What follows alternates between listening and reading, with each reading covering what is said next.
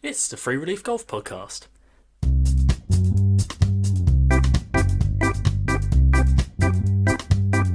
Thanks to the Blue Wire Hustle program, this is the place where listeners can explore the hidden cost of elite amateur golf. It'll always cost nothing to get some free relief, so let's get on with it, shall we?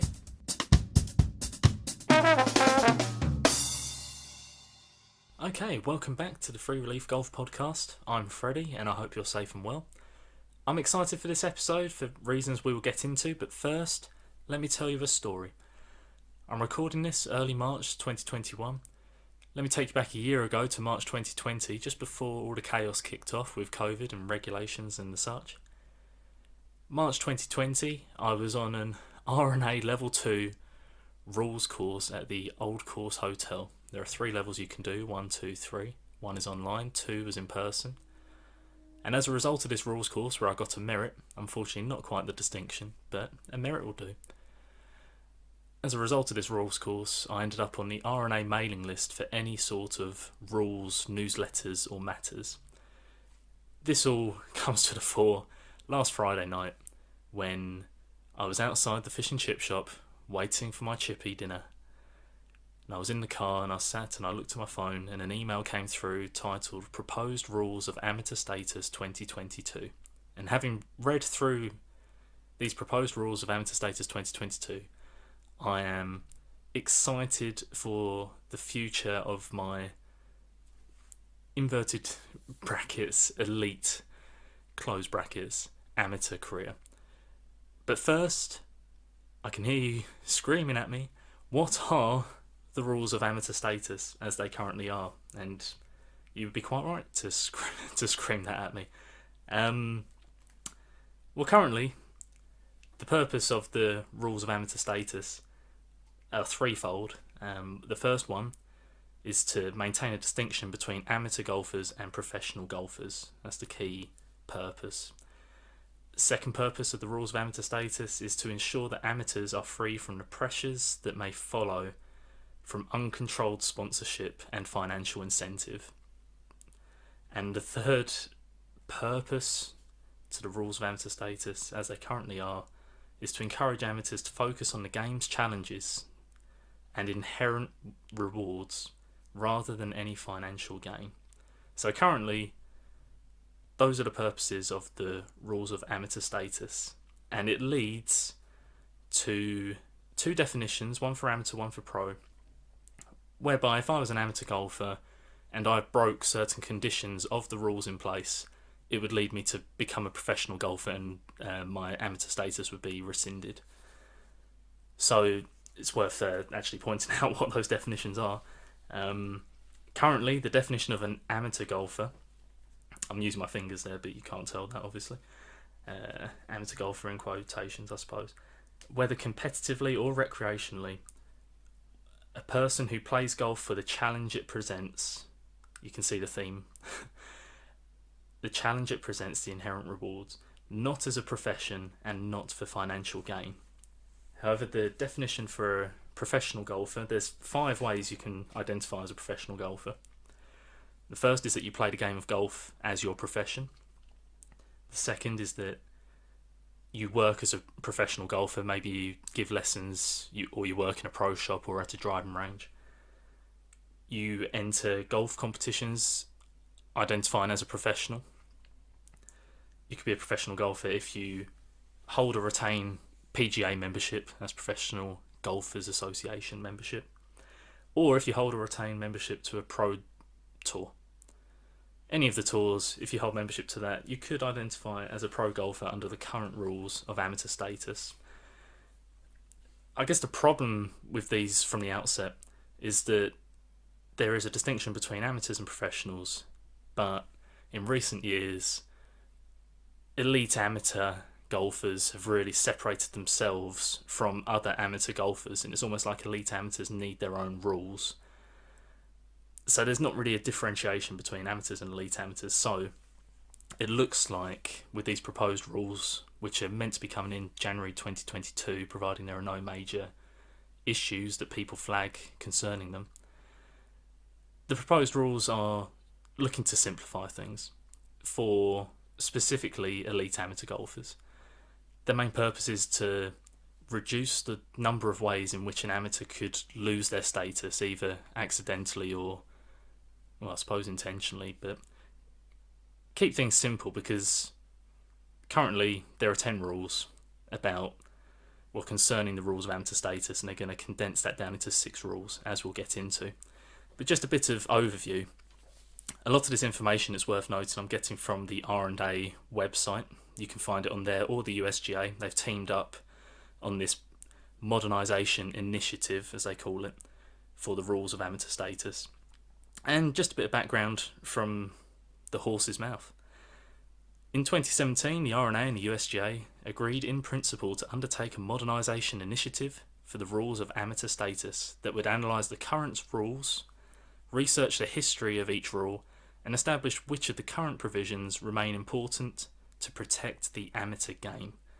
So essentially they're going through and cutting out the dead wood and thinking, these elite amateurs who are right on the borderline between amateur and maybe turning professional, it makes things clearer for them because they're kind of in a grey area themselves. And as a result of this initial look into the modernisation, the RNA and USGA flagged up 5 main concerns as reasons for why these proposed rules have come about. I'll just paraphrase the 5 main concerns they've come about, or they've established. The first is that the rules don't reflect the current state of the amateur game. That is, that there are your standard handicap amateur golfer and there are elite amateur golfers, and in that section of elite amateur golfers there is a section of players, maybe young players, maybe old players, but who are playing full time with an anticipation to eventually turn professional. The RNA and USGA currently believe the rules of amateur status don't appreciate this fact. Second main concern is that of those amateurs who turn pro, it is convoluted to regain your amateur status if you decide it's not the career move you would like to be making. The third main concern is that there is a blurred line between cash and non-cash prizes. So, for example, gift vouchers. Anyone who competes in elite amateur events, or amateur events for that matter, you're allowed to win gift vouchers, and I suppose at the moment they're limiting you to buying golf-related products, but the gift vouchers essentially act as cash. That's the first thing we'll be getting into once we get into the bulk of this podcast, but there's a blurred line between cash and non-cash prizes.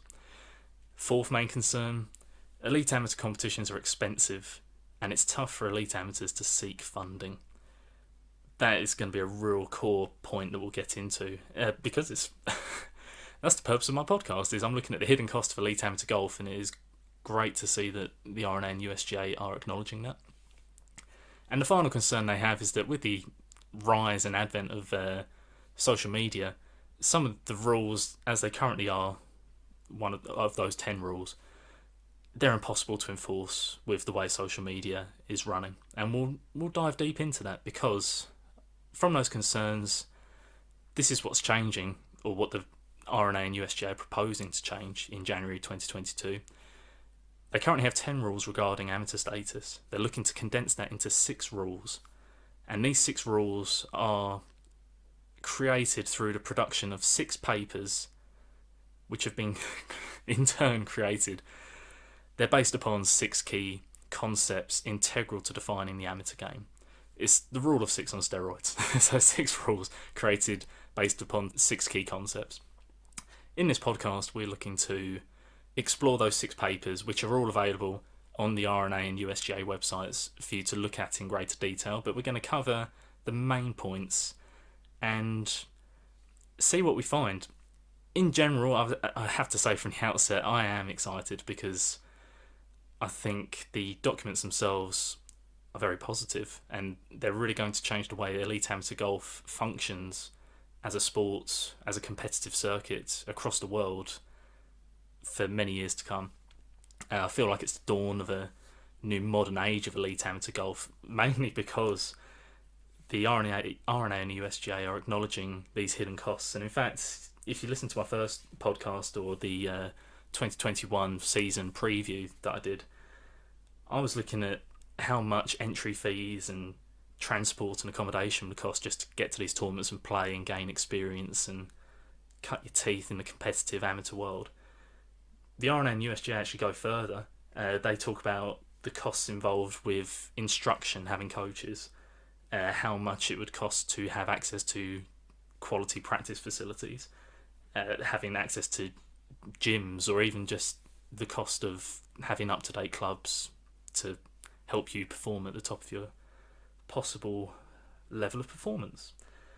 So they actually go further than even I thought, even I was thinking of, in terms of the costs associated with the amateur game.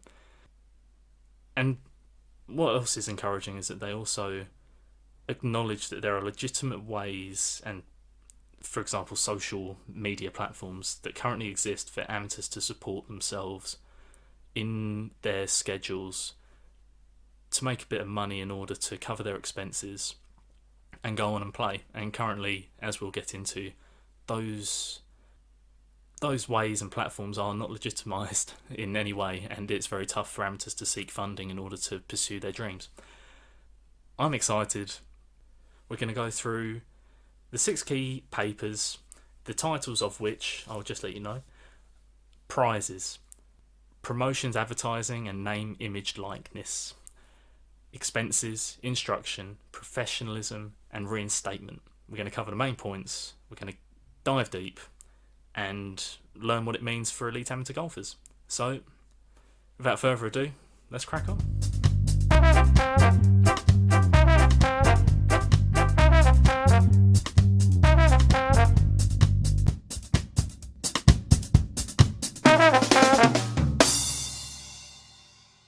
Right. The first paper concerns prizes. Now, before I start, I should mention that these are all available on the RNA and USGA websites, and they're well set out. They're maybe a page, 2 pages tops, really easy to read, and they're structured in the following way. And this is how I'm going to report them in this podcast. They outline the current rule, what the proposed rule is going to be, i.e. what's going to change, and then they give a brief explanation of why they feel the change needs to happen. I'm going to go through all of that and then offer some thoughts. So, prizes. Currently, the current rule is that there are cash and non-cash prizes available to golfers. For amateurs, under the current Rule 3 of the Rules of Amateur Status, no cash may be played for under any circumstances, which is why, for people who play any sort of golf tournament at any level, including elite amateur level, we all win vouchers instead of actual cash money in note form. The limit for the prize, which can currently be accepted in non-cash form, is $750 or lower, as set by the national governing body, which, if you live in England or Scotland, you'll understand that the national governing bodies have set the prize limits at £500 if you come in first place in any of these big tournaments. $750 roughly equates to £542, so the national governing bodies haven't done the British elite amateurs out of too much, but it's worth noting. And the current rule states that this limit on the acceptance of non-cash prizes being at $750 applies to almost all competitions using a golf club and golf ball. It doesn't say what almost all means, but given the proposed rule, it doesn't actually matter, because the proposed rule does away with the notions of cash and non-cash prizes. There are just prizes, and there would be a prize limit which remains at $750, £542, but winning the prize in itself would not constitute an amateur having to give up their status and turn professional. Only the acceptance of the prize is to be a standard factor in determining when a player has lost amateur status, and I'll explain that in a second. Interestingly, they go more specific to the current rule regarding where this applies. They say that the prize rules will only apply to competitions where play occurs from a teeing area to a hole.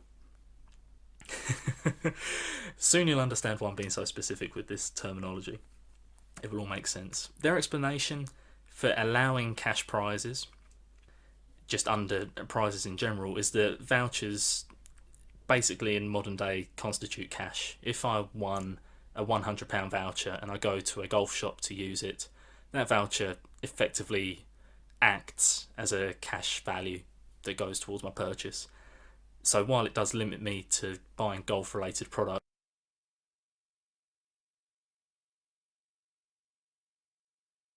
terminology, and it gets rid of that blurry line I mentioned earlier between cash and non-cash definitions, because I've already said the word cash too much. It doesn't even look like a word on the page anymore.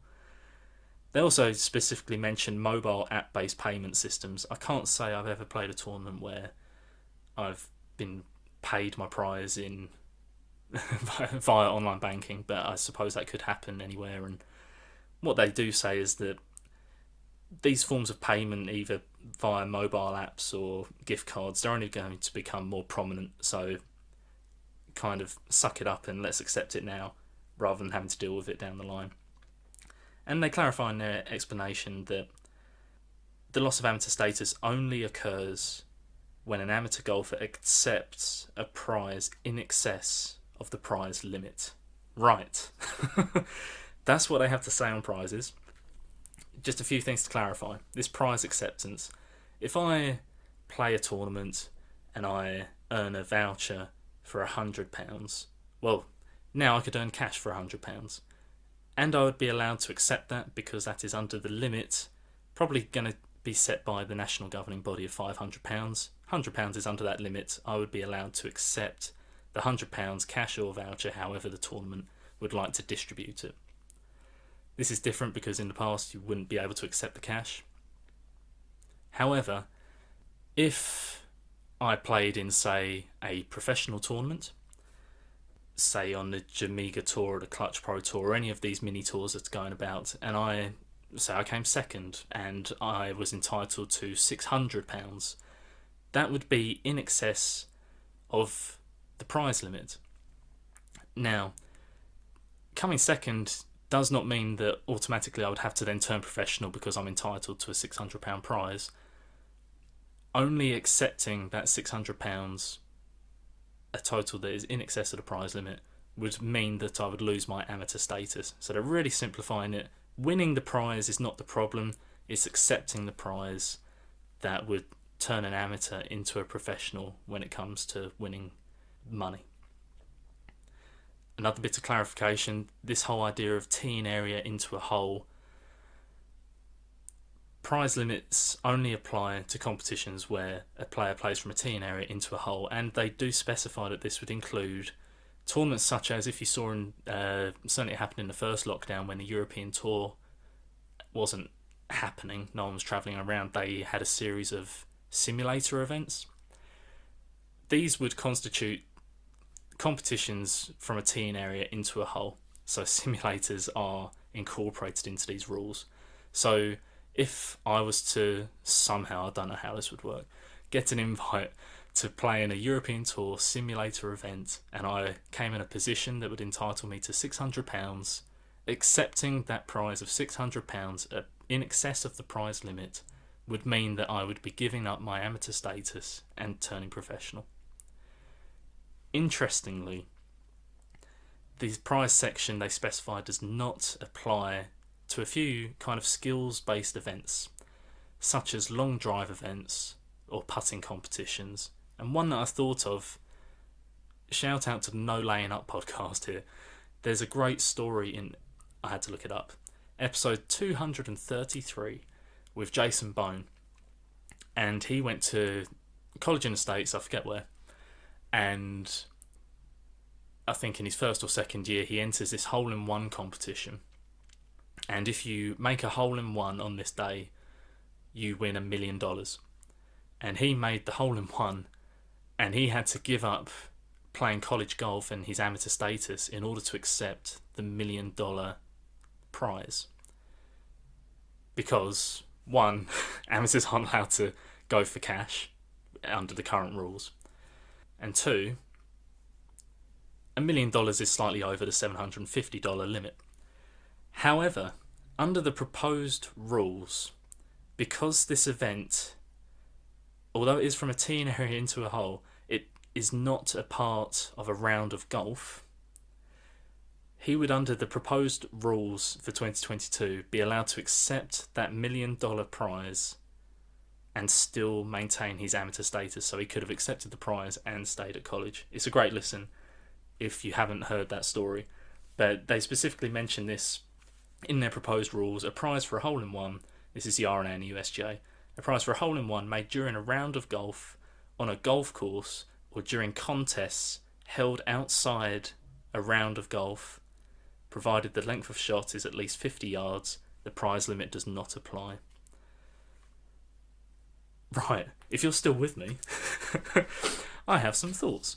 I think that's a good idea. Get rid of the cash and non-cash. It just simplifies things and it makes it very clear. It allows tournaments flexibility in how they distribute prizes. They could still give players vouchers if they wanted them to use the credit in their shops, say, but they can also give out cash prizes if they so wish, if they feel that would be more useful to the golfers receiving them. And I think certainly for a lot of elite amateurs who are trying to fund themselves, a lot of the time the cash would be more useful to have.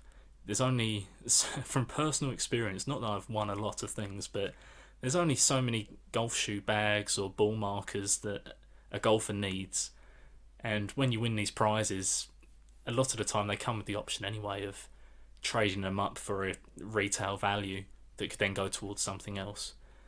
It just gets rid of that grey area and makes things simple and easier to use.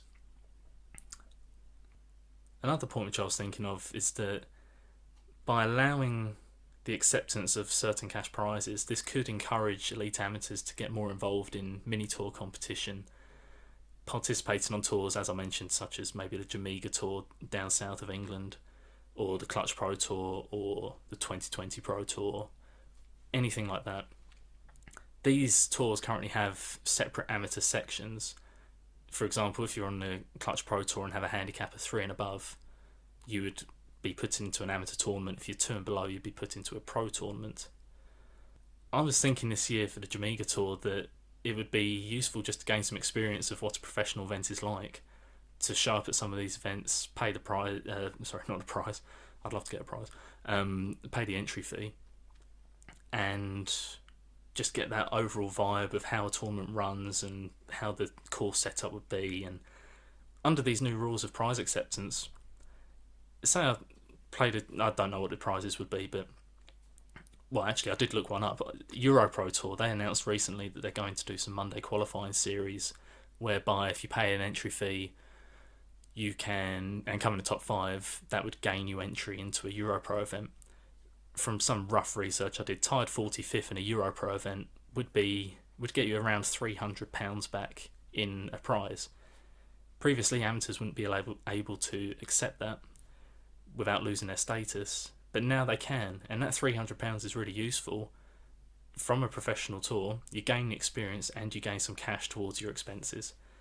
That can only be beneficial for all the elite amateurs trying to gain experience before potentially earning their way into the pro ranks.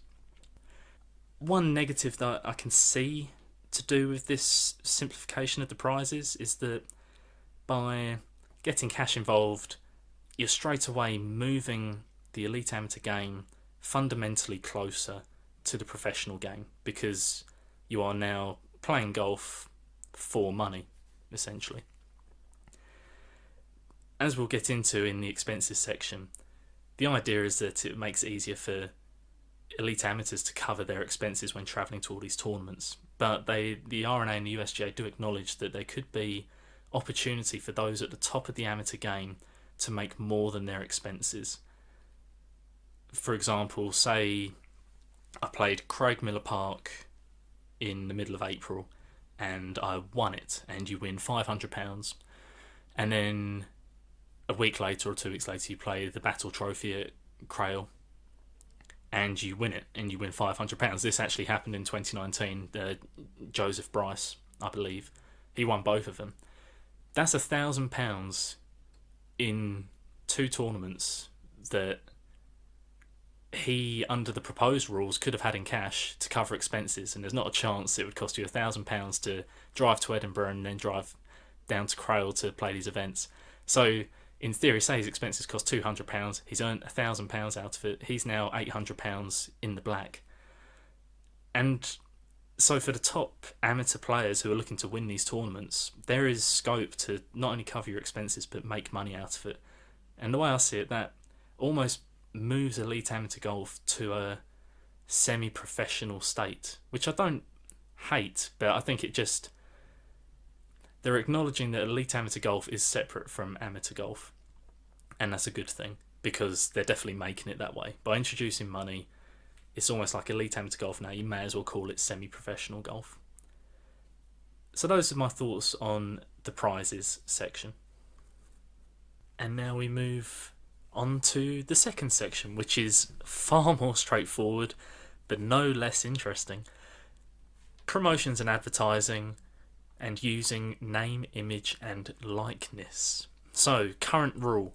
Under Rule 6 of the Rules of Amateur Status, elite level amateurs cannot obtain payment, compensation, personal benefit, or financial gain directly or indirectly for promoting, advertising, or selling anything.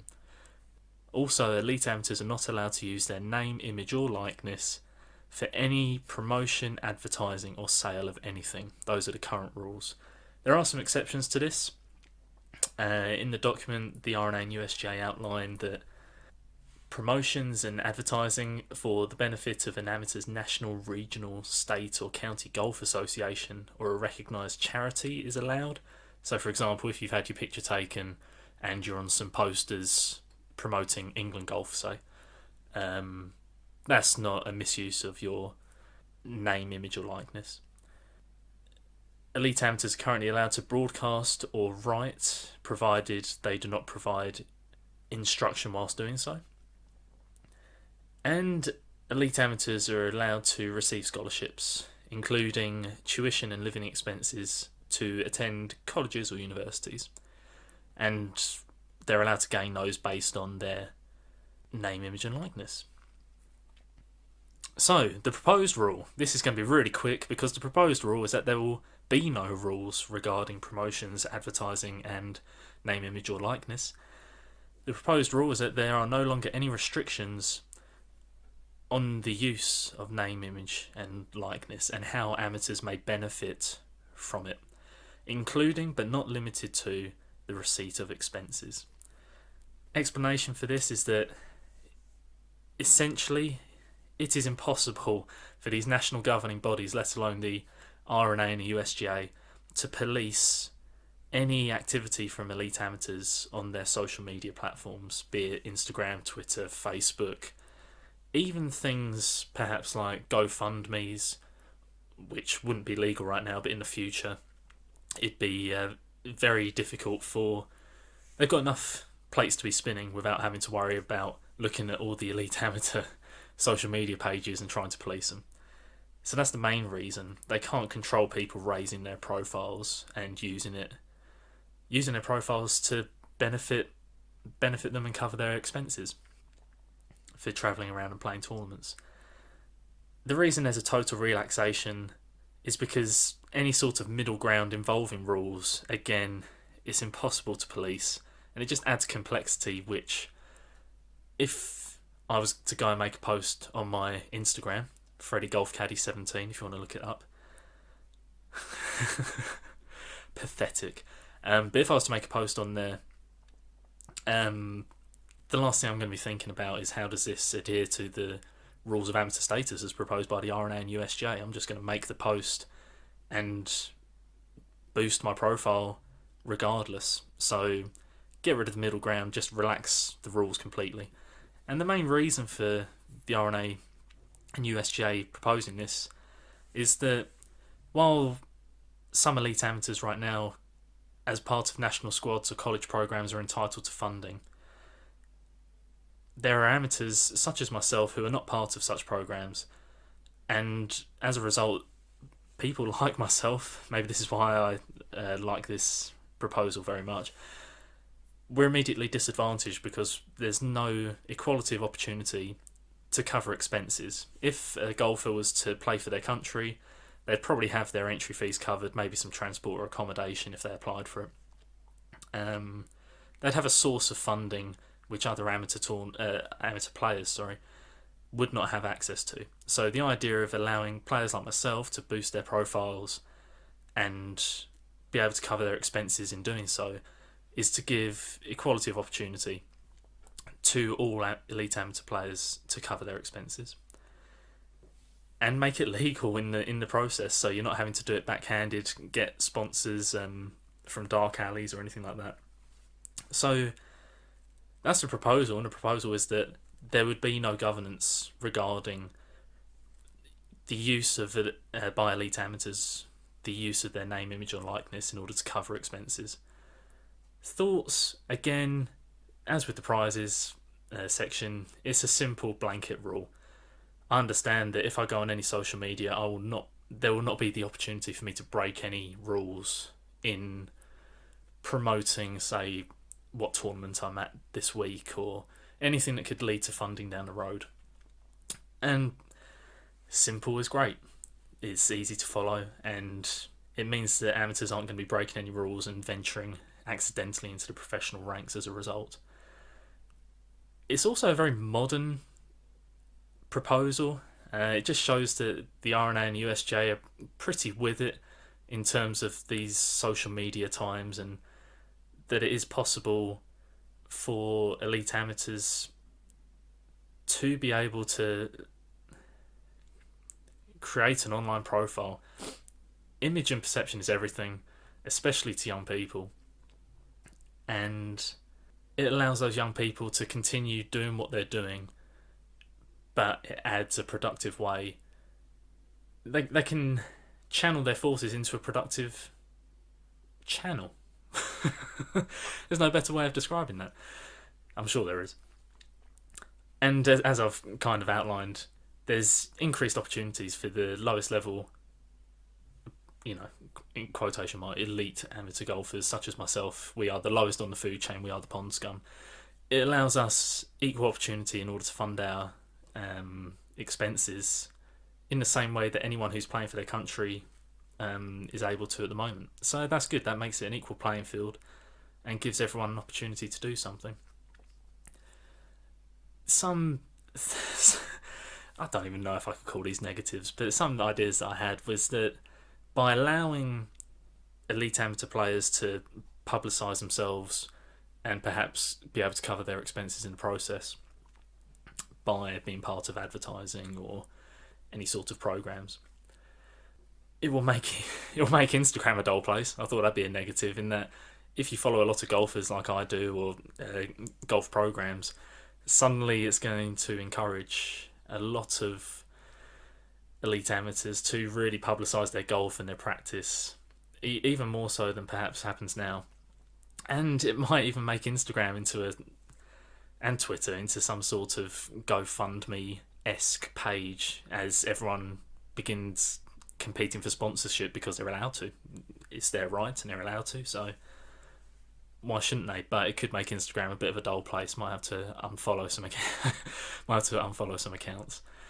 And kind of linking into people representing their or being part of national squads, is at the moment national squads provide funding to cover players' expenses so they can travel, maybe even travel the world and play some events representing their country. By allowing everyone to have access to this type of funding, it almost, I'm sure people want to represent their country for the right reasons, but it kind of removes a part of the incentive to make it into a national squad in the first place. It could provide a lot of motivation for players to practice and compete and have success if they know at the end of that tunnel they can represent their country and have their expenses covered.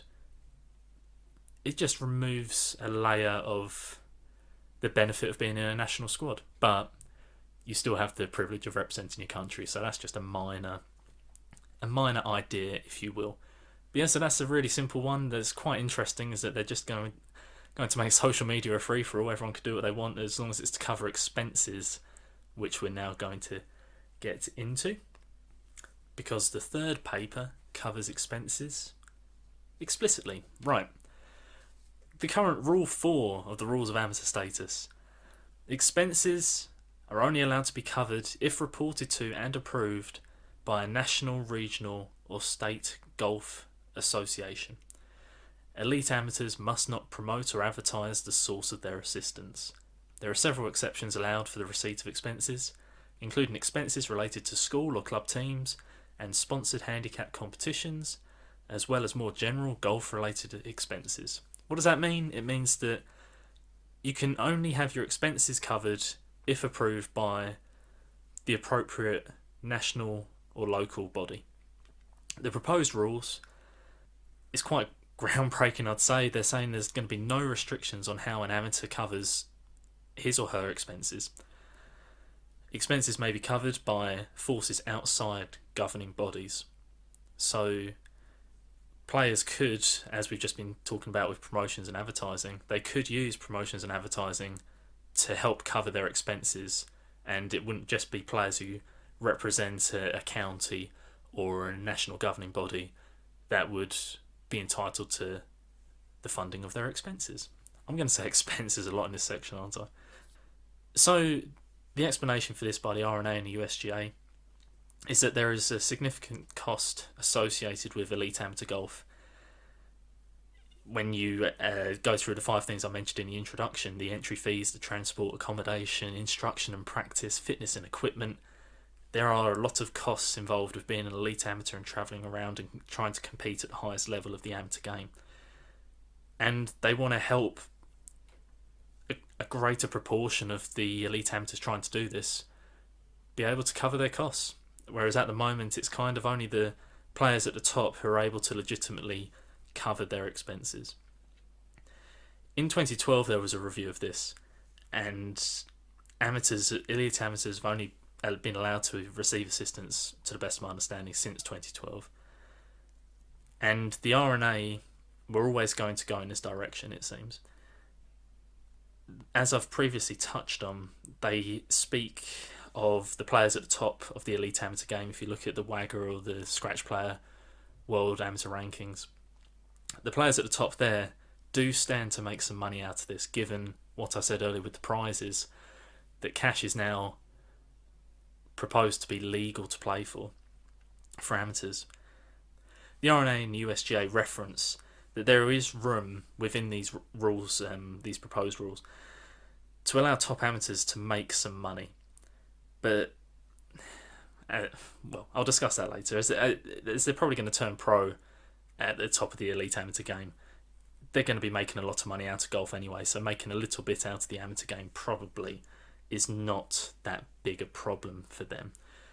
However, this is a massive deal for people like me, and it's going to allow people like me to have the opportunity to cover some of my expenses. So let's get into a bit of evaluation. Firstly, it is great to hear that the RNA and the USGA are acknowledging there is a significant investment involved in playing the elite amateur circuit in the UK and across the world.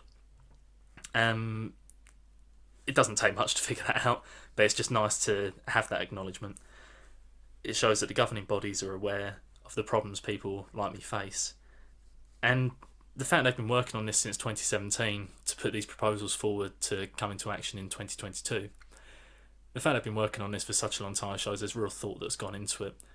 And it's another reason why I feel that these proposed changes will be a great thing for the game, because they've done their research and they understand that not only do elite amateurs need extra money to cover their significant costs, but there are also platforms available for them to use to do so. It's not like they've got to create these platforms to help amateurs out. They exist out there in the form of social media, in the form of GoFundMe or, I don't know, Patreon or anything like that. These platforms exist for people to use if they so wish, and they're giving them the freedom to be able to do that, and that's a great thing. Another positive, I think, coming out of the proposed rules whereby there'd be no restrictions on how amateurs can cover their expenses, is that there'd no longer be that point highlighted in the current rule whereby elite amateurs must not promote or advertise the source of their assistance. The new rules would allow amateurs, say if they played for a national body, say if they represented their country, they'd now be allowed to publicly thank on their social media channels the people who are helping them compete. They'd be allowed to say, thank you to Scottish Golf for helping me get out to South Africa and play the South African amateur, for example. And I think that's a good thing. It'd be less, I don't know how people get funded currently, and maybe that's a good thing because everyone's entitled to the privacy of their own actions. But it'd be less cloak and dagger. It'd be clearer for people to see how elite amateurs are funded and competing, and for me that would be really helpful because it'd help give me ideas and ways that I could fund my own career without having to, without having to think of them myself. So that could be a benefit. One negative, possibly, I touched on the semi-professional stuff earlier. By allowing amateurs at the top of the game, if you won a tournament, say you got £500 and you'd be able to accept that under the current prize limits, and you did it a couple of times and you're making more money than your expenses, the players at the top of the game are effectively semi-professional in my opinion, because they're making money out of the game. They're not doing it on a professional circuit, and they're doing it under the guise of as an elite amateur golfer, but they are making money. So for me, that seems to be bridging a gap between the elite amateur game and the professional game, which could be good for the development of any young players or old players, any elite amateurs looking to make that breakthrough into the professional game. The only issue with that, I suppose, is that it widens the gap between elite amateurs and, in general, and standard handicap amateur golfers. Now, if I was a 4 handicap looking to try and work on my game and improve so that I could play some of these elite amateur events, there's now an even bigger gap because you've got to find your ways to fund yourself, which the elite amateurs will already have had the freedom to be able to do. There'd be a bit of a gap, but maybe not that much of a gap now, I'll say it out loud, but I believe it does bridge the gap between elite amateur and professional, and kind of widens the gap between elite amateur and your standard handicap amateur, because previously the top elite amateurs under the current rules, they're able to cover their expenses and kind of break even, given that there's voucher prizes. And lesser amateurs like myself, you lose the money by not being able to cover your expenses, and you can't really win it back because you win vouchers, but you win you win golf prizes, so you're not really making it back. Whereas the top level, they get to cover their costs and they could make some minor money, i.e. semi-professional. But the lesser amateurs like myself, you can now break even with your costs, and it almost legitimises the elite amateur career, I suppose. It gives elite amateurs maybe more time to try and achieve what they want to achieve. And I touched on this earlier as well, that by being able to cover your expenses and not just straight up making money, it promotes an equality of entry. So if I was going to play the circuit this year, I would now be able to fund myself and be able to play all the events that the top players play as long as I qualified for them. Whereas before that may not be the case. I'd be restricted by the entry costs or the travel costs or anything like that. So it promotes the equality of opportunity for players to play while still maintaining an inequality of outcome. Everyone's got that opportunity, that equal right to play a tournament. Doesn't mean you're going to win the tournament and make all your money back. The best players are still going to win and still going to profit from the game. And that's good, because that's competitive golf. That's exactly what we do it for.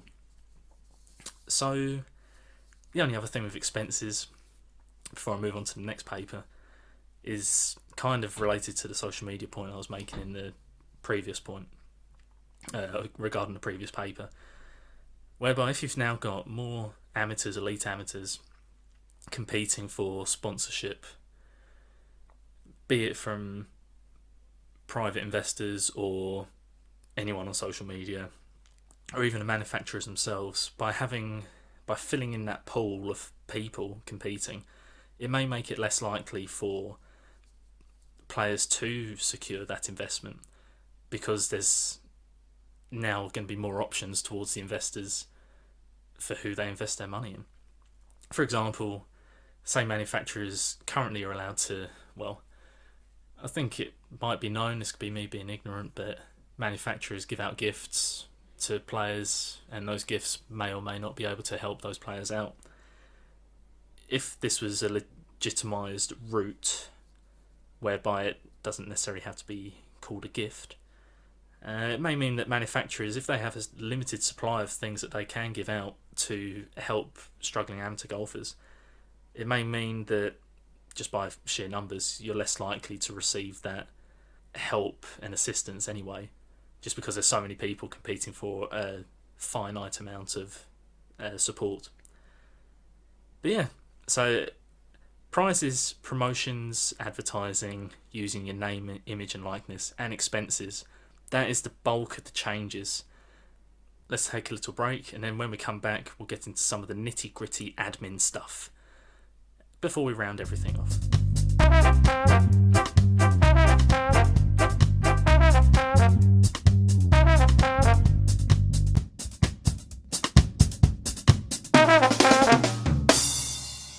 And so here we are, dancing on to the fourth paper that the RNA and the USGA released regarding the proposed rules of amateur status for 2022 after their modernisation initiative. This one concerns instruction.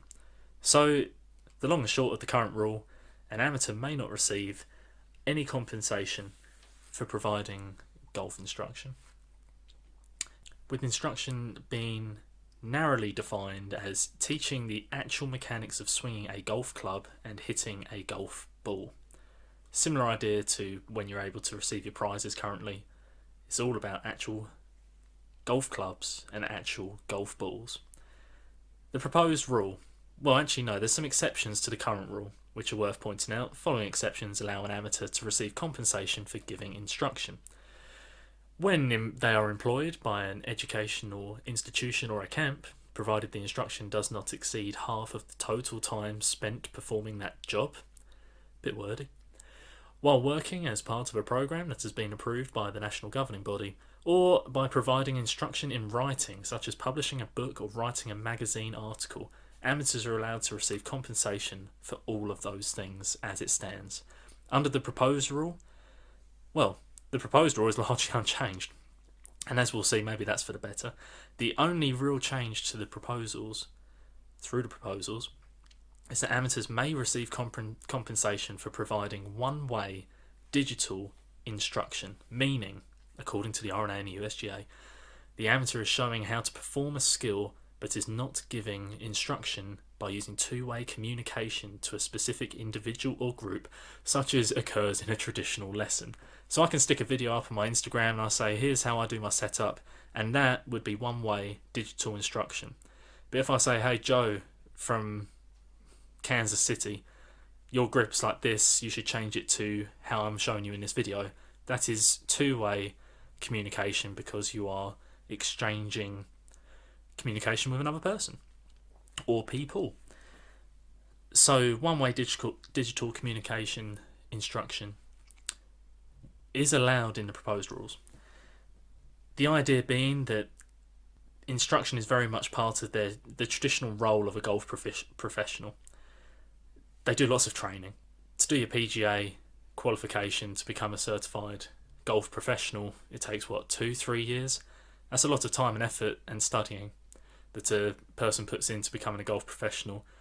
And with that comes skills and nuances which really defines an amateur golfer.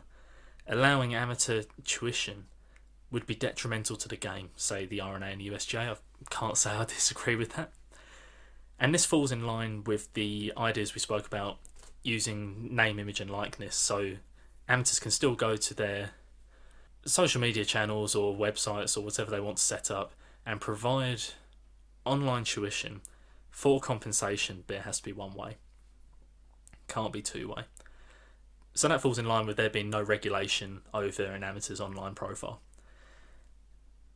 That's the instruction section. Opinions, well, For me, even one-way amateur instruction, by allowing it, I'm not even sure that most amateurs right now, I certainly didn't realise that you're not allowed to do any form of coaching regardless of those exceptions which I mentioned earlier.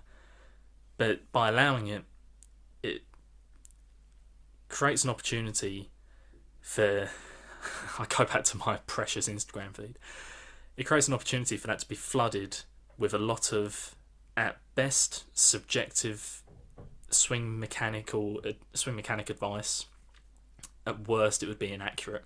Amateurs may understand how their own games work, but they are not professionally qualified to give advice. That's almost that's one of the definitions of being an amateur, and what makes a professional worth doing a qualification for. Otherwise, everyone could be a professional.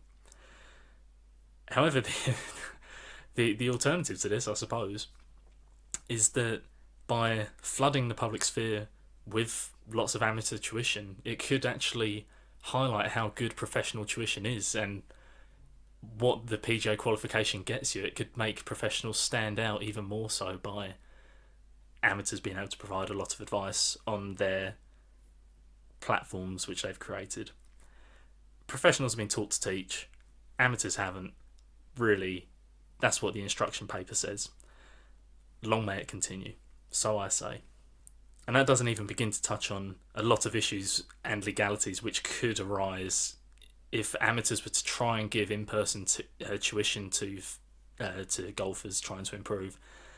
Regarding health and safety, if an amateur was to give a lesson out in the public to a person and they were to get hurt, they're not covered by anything or any organisation to help them out in that situation. So, not that I understand about all these health and safety regulations, but I assume they exist and I assume they are important to follow. That's instruction. And it leads us nicely onto the fifth paper, which concerns professionalism. Now, I did mention it earlier, but I'll refresh your memory. The current rule says that an amateur may not take any action to identify or work as a professional golfer. This is covered under the current Rule 2, which defines a pro golfer as, and I'll refresh your memory, 5 things can make an amateur golfer a professional golfer. They play the game of golf as their profession. They work as a pro golfer, it may be a driving range or a pro shop. They enter a golf competition as a professional. An amateur becomes a pro golfer if they hold or retain PGA membership, or if they hold or retain membership to a professional golf tour. Those are the current rules. Now, under the proposed rules, a pro golfer is no longer defined. There will only be amateurs and non-amateurs. Now, let me get philosophical for a second. Feel free to switch off. There is a concept in good and evil where there is no such thing as evil. There is only an absence of good. And that's essentially what the RNA and USJ are getting at here. There will no longer be professional. There will only be absence of amateurism. So, the new rules regarding professionalism will, I may as well read them out, prohibit an amateur golfer from accepting employment, including being self-employed as a golf club or driving range professional, and prohibit an amateur golfer from accepting membership of an association for professional golfers, such as the PGA. So, simply identifying oneself as a pro golfer will no longer result in loss of amateur status, because earlier in the prizes section, you'll remember, the only thing that constitutes loss of amateur status in that regard is by accepting the prize. You could enter a pro tournament such as the Jamaica or Clutch Pro Tour. You could enter it as a professional now if you wanted to, so you don't have that little A in brackets next to your name, if that floats your boat. You could enter a tournament as a pro. It's only accepting a prize above that limit of $750 that makes you a professional golfer. Doesn't matter about identifying oneself as a professional anymore. And also, under the new rules, amateurs can enter into contracts, because now there's no limit to the lengths amateurs could go to get involved in promotions and advertising and using their name, image and likeness to cover their expenses. So amateurs can enter into business-like contracts. The explanation that the R&A give here is that the traditional roles of professional golfers are clearly defined mainly through employment. If a guy's working at a pro shop giving lessons, he's a professional golfer. That's pretty clear. And the water's kind of muddy when it comes to actually playing the game in competitions, as I brushed on with accepting the prizes. But because the prizes have been simplified, whereby amateurs only turn professional based solely on their claiming of prizes in excess of the limit, competing as a pro is still allowed. All of this, it's hard to question. It still preserves the essence of what a professional golfer is. It is still a simple rule that clarifies when an amateur is in breach of their status and becoming a professional. It preserves that traditional role that the R&A and the USGA talk about, and I think that's a good thing going forward. We want a modern game, but we also want to maintain the things that are traditional to the game. The first professionals, if anyone's ever read Tommy's Honour, the book, all about old Tom Morris and the career of young Tom Morris as well, the first professionals were kind of the caddies for the gentlemen golfers at the Royal and Ancient Golf Club. At that time, they weren't seen as...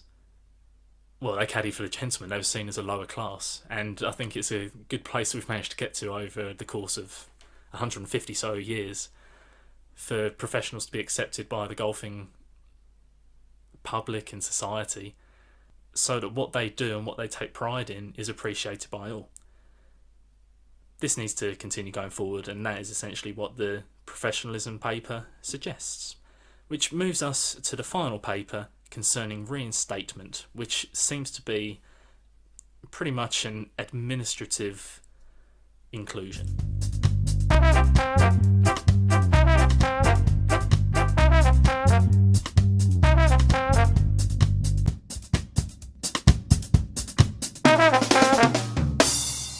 So we come to the sixth and final paper, which I'll give a brief overview of, concerning reinstatement. That is, those professional golfers who are seeking to apply to national bodies to become amateur golfers again. It's currently covered by Rule 9 of the Rules of Amateur Status. I'll read them out. You can go find this at the R&A website, but I'm saving you the effort, aren't I great? Rule 9 provides recommendations that non-amateurs who have gained national prominence or who have been reinstated twice are not normally eligible for reinstatement. And Rule 9 also provides a framework for applicants who are awaiting reinstatement by clarifying they are not amateurs until the process is completed, but may have some additional playing opportunities at the discretion of a committee or tournament organiser. It's a lot of words which essentially mean professional golfers are able to become amateur golfers again through this process of reinstatement. That's the current rule. The proposed rule doesn't suggest too many different things. It allows the administrative processes that currently happen around the world to stay broadly the same. And the only real change is that currently, if you're a professional golfer seeking to regain your amateur status, whether that be you're a teacher or you're on a tour, or I mean, it's unlikely if you're on a tour that you'd want to have your amateur status back, but you know, it covers all those that were previously in the definition of professional. Those golfers, if they wish to return to an amateur status, the only thing that's changed for them is that the minimum recommended waiting period has been reduced from 1 year to 6 months. So if a professional golfer wanted to become an amateur right now, they would have to wait a minimum of 6 months as opposed to a year. Now, the national bodies or the bodies who are approving this transition may be able to add to that 6 months based upon the playing record and any national notoriety, essentially, that golfer has achieved. So, for example, if I was to turn professional next week and then apply to turn amateur again, I would have to wait 6 months probably, and only 6 months, because I have no professional success, I've achieved no notoriety, and therefore the governing bodies haven't got to watch out for me when I return to amateur competition. I'm not just going to go and steal all the prizes, as much as I'd love to. Whereas, say, drastic example, if Rory McIlroy was to want his amateur status back tomorrow, it's highly likely that the committees and national governing bodies involved would make him wait a long period of time, could even be up to 18 months, 2 years. Just because if he came back to the amateur game, he'd probably win everything and all the titles, and he's one of the most recognisable figures in the game of golf at a professional level. So there is a desire for there to be a deterrent for professional golfers to come back to the amateur game, and this is what a deterrent is. It's a waiting period which prevents you from competing. Quite simply, I think that's a good idea. It stops. It means that amateur tournaments are made up of amateur golfers and not wannabe professionals, for want of a better word, who want to come and take all the prizes for the sake of it. And to make it difficult for them, if they really want to go from being a professional to an amateur, they have to fully commit, and it involves a waiting period. And I like that. So a field will just be full of committed amateur golfers. What's there not to like about that? The only problem is that if you were a pro of any sort of recognition, who has achieved something at a professional level, regardless of how long you wait, if you can keep your skills up, eventually you're still going to make your way back into the amateur stage if you wanted to. So the extreme Rory McIlroy example, even if he had to wait 18 months or 2 years, if Rory stayed sharp and he came back into the amateur game, even though you've delayed that period of him coming back, he still comes back eventually. That's the only downside I can see of that, but really it's just a process that's in place. It makes sense to have it there so that there is a possibility of a transition between being an amateur and being a non-amateur under the current rules. Hi, this is Freddie from the future, and that Rory McIlroy analogy I just gave is incorrect. Having reread the proposed rules, under Rule 5, each national governing body would in fact have the ability, the authority, to deny reinstatement. If Rory McIlroy actually wanted to turn amateur, they would probably deny him that request, as opposed to him having to wait 18 months or 2 years. So maybe that's not really a negative point, as I just claimed. Sorry for being an idiot, sorry for wasting your time, and I promise to try and do better in the future. Those are the 6 papers. Prizes, promotions, advertising and using your name, image and likeness, expenses, instruction, professionalism, reinstatement. I hope I've been able to give a fairly comprehensive overview on what those entail. So now, let's just summarise.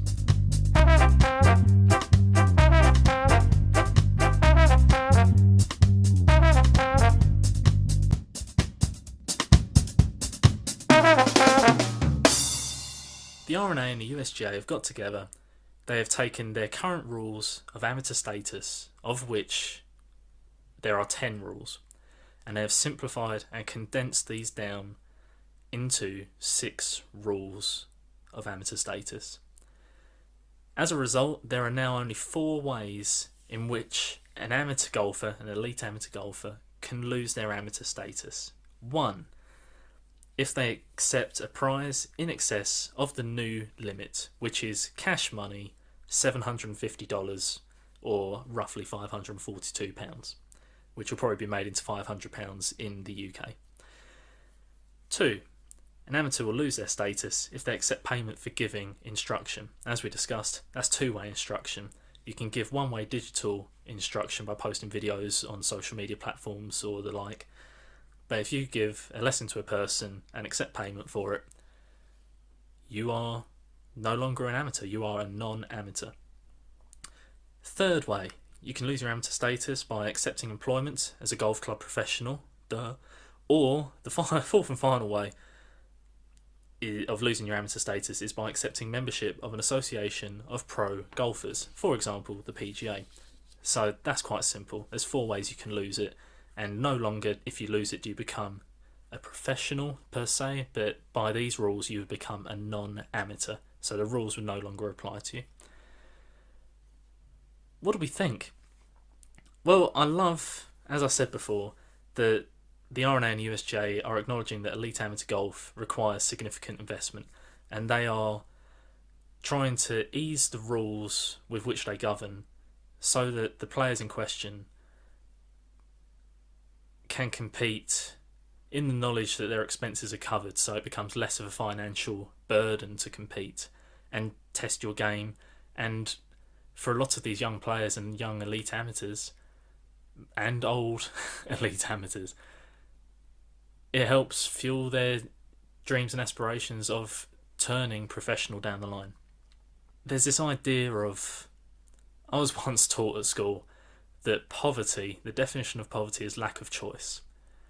And what the RNA and USGA are essentially doing is increasing the choices and options available to elite amateur golfers in order to fund their expenses.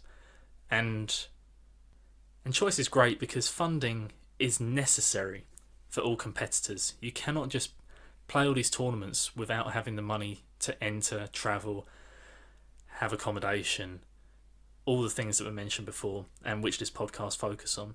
You can't just do that without the funding. Elite amateurs need to have an eye on finances, and these rules of amateur status, there is less focus, as I said in the introduction, on the inherent challenges of the game itself, and they are providing more focus. They're allowing elite amateurs to have more focus on providing themselves with funding in order to compete. It promotes equal opportunities for entry, and it allows amateurs to explore different ways in which they could fund themselves with different social media platforms or GoFundMe or Patreon.